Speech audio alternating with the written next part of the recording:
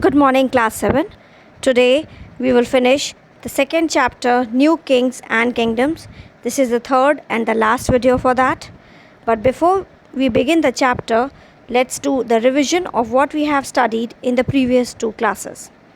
I have told you that between 7th to 12th century, it was beginning of medieval period. India was the subcontinent where Samantas were appointed for the help of the kings.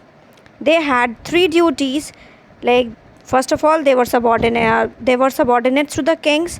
They gave gifts to their kings, gave military support wherever required, like if a war was waged, then they helped the king by providing the soldiers. Gradually what happened was that they gained power and wealth, so they declared themselves independent and took the title of Mahasamantas or Mahamandaleshwar. Then there were three kingdoms about which we have studied: Gurjar Pratiharas, Rashtrakutas and Palas. One of the most important king of Rashtrakutas was Danti Durga. He was not from the Kshatriya clan, so he had to perform the ritual known as Hiranyagarbha, that is the golden womb. And then he became the ruler. He declared himself independent from the Chalukya Empire. I hope you remember Chalukya Empire, which we have studied in class 6.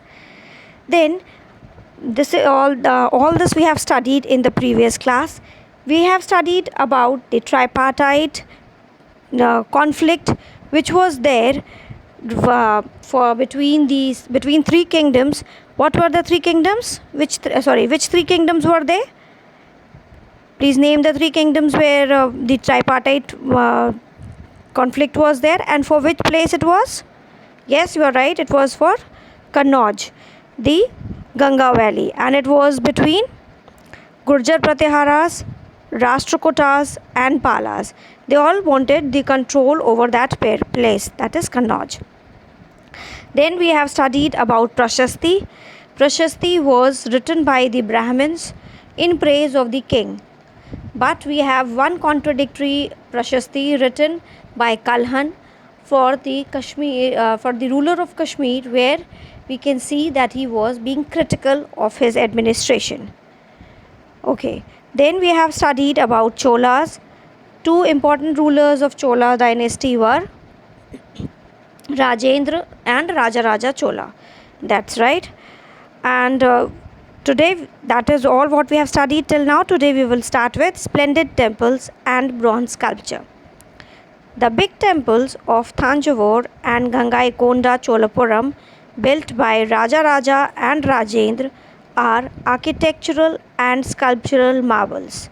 Chola temples often became the nuclei of settlement which grew around them. These were centers of craft production. Temples were also endowed with land by rulers as well as by others. The produce of this land went into the maintaining all the specialists who worked at the temple and very often lived near it: priests, garland makers, cooks, sweepers, musicians, dancers, etc. In other words, temples were not only places of worship, they were the hub of economic, social and cultural life as well. So the land was given near the temple for the maintenance of the temple. For the people who are working in the temple, they could feed themselves. Then agriculture and irrigation. Many of the achievements of Cholas were made possible through new developments in agriculture. Look at map 2 again. Notice that river Kaveri branches into several small channels before emptying into the Bay of Bengal.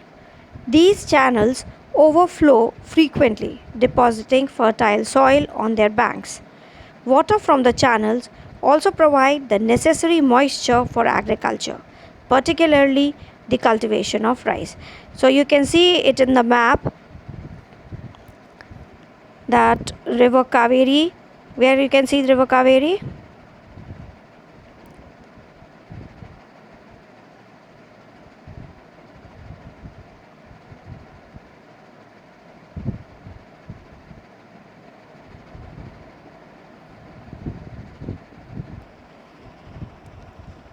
You can see river Kaveri here. Yes, and it is breaking into several branches near Gangaikonda, Thanjavur, Urayur. So obviously, since the land was very fertile because of this river, it deposited the fertile soil which was good for the agriculture. Okay.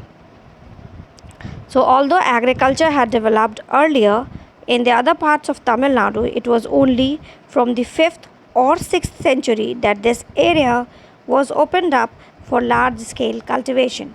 Forest had to be cleared in some regions. Land had to be leveled in other areas. In the delta region, embankments had to be built to prevent flooding and canals had to be constructed. So what all has been done here, that the land was like not very properly leveled. It was leveled, that is the first thing.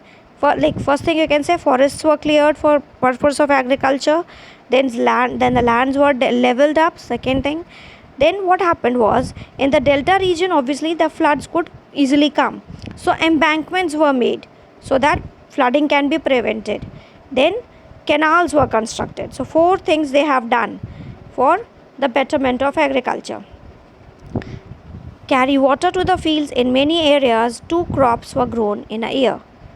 In many cases it was necessary to water crops artificially. A variety of methods were used for irrigation. In some areas wells were dug. In other places huge tanks were constructed to collect rainwater. Remember that irrigation work require planning, organizing labor and resources. Maintaining these works and deciding on how water is to be shared, most of the new rulers as well as people living in villages took an active interest in these activities. So now what we are doing in present scenario, we are talking about rainwater harvesting. We are telling people, making them aware about it.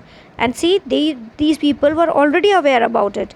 So they were, like you can see it in this line, that in the other places constructed to collect, places or tanks were constructed to collect rainwater. So they were aware that they should collect this water for the and it was used for the purpose of irrigation. Okay, and the people who were there, like rulers and people living in the village, they took interest were keen to improvise the agriculture.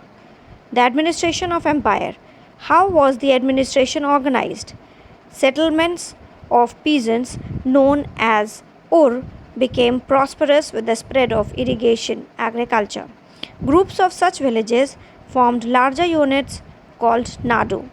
So first was the lowest unit was Ur, then Nadu. The village council and the Nadu performed several administrative functions including dispensing justice and collecting taxes. So the Nadu and the village council, they together this function of they dispensed the justice and collected taxes. Rich peasants of the Velala caste exercised considerable control over the affairs of the Nadu under the supervision of the central Chola government. The Chola kings gave some rich landowners titles like Muvendalan, that is a villain or a peasant serving 3 kings, then Arayar, that is chief, etc., as markers of respect and entrusted them with important offices of the state at the center. So the Chola rulers gave these titles so to them to acknowledge their help which they have given, which they are providing. Then types of land. Chola inscription mentions several categories of land. Velangvagai, that is land of non-Brahmin peasant proprietor. Then Brahmadaya, from the name you can make out, that is land gifted to Brahmins. Then Shalbhoga, land for the maintenance of the school. Then Devdan or Tirunambuttakarani, that is land gifted to temples. Devdan, given like donation or dan given to God. Then Palichandam, that is land donated to Jain institutions.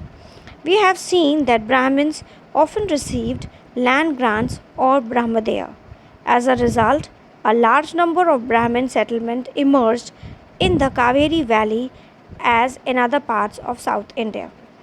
Each Brahmadeya was looked after by an assembly or sabha of prominent Brahmin landlords. These assemblies worked very efficiently. Their decisions were recorded in detail in inscriptions, often on the stone walls of temples. Associations of traders, known as Nagaram, also occasionally performed administrative functions in towns.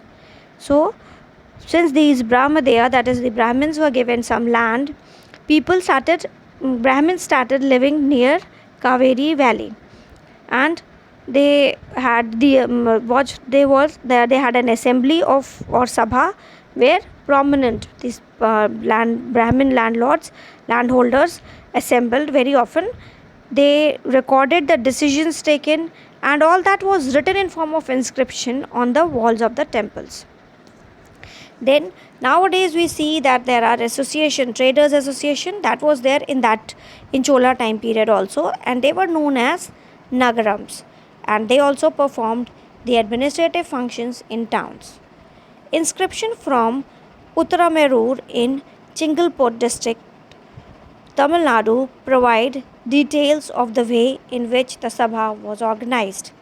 The Sabha had separate committees to look after irrigation works, gardens, temples, etc. Names of those eligible to be members of these committees were written on small tickets of palm leaf.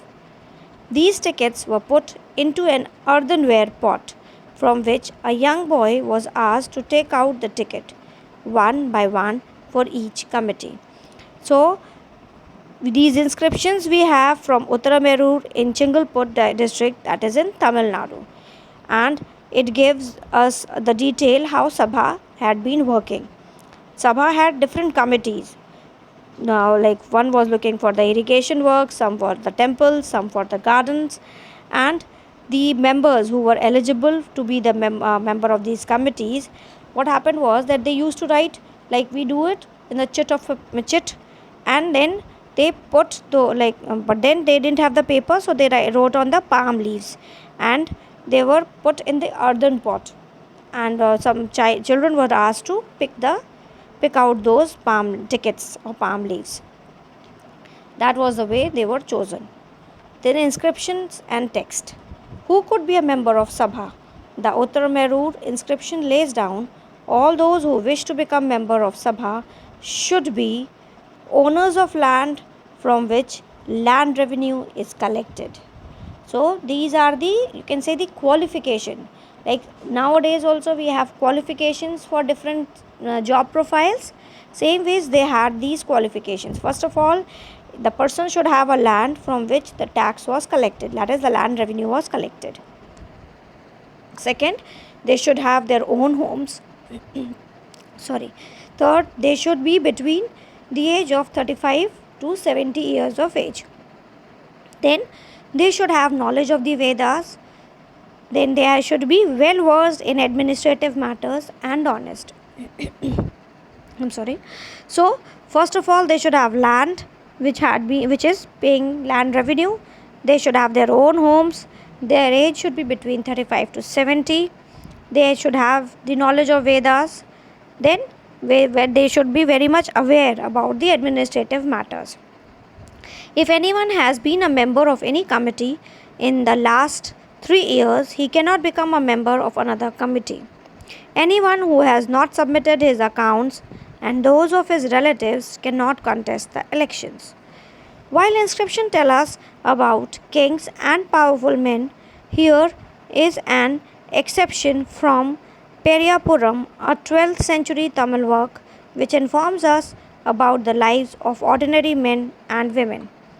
On the outskirts of Adanur was a small hamlet of Polarayas, a name used for a social group considered outcast by Brahmins and Vilalas, studded with small huts under old thatched and inhabited by agrarian laborers. Agrarian is laborers who were related with the agriculture, engaged in menial occupation. Menial is small some job which is looked down upon.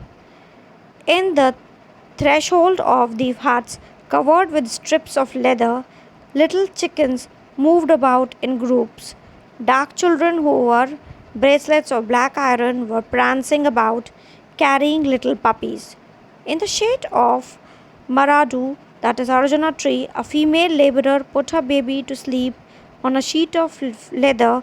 There were mango trees from whose branches drums were hanging, and under the coconut palm, in little hollows on the ground, tiny headed bitches lay after whelping.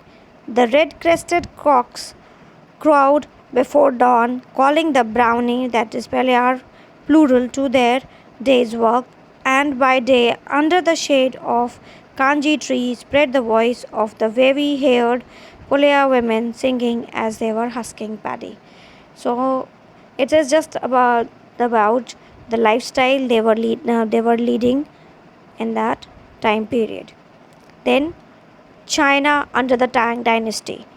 In China, an empire was established under the Tang dynasty, which remained in power for about 300 years from 7th to 10th centuries. Its capital, Xi'an, was one of the largest cities in the world, visited by Turks, Iranians, Indians, Japanese, and Koreans.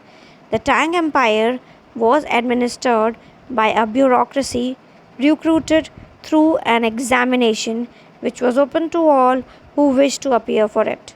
This system of selecting officials remained in place with some changes till 1911. So you can see that the China was under the dynasty which was known as Tang. It ruled for 300 years. The capital was Xi'an, and they had the bureaucracy, that is the administrative post. Nowadays also we have this bureaucracy like ISPCS. So they were selected by taking exams. Those who qualified the exams, they were given these jobs, not on the basis of their birth or anything else. So we have finished the chapter. Class, if you have any queries, please feel free to text me. I'll explain it to you. Take care. Be safe at home. Do all the question answers in your notebook. Thank you, class.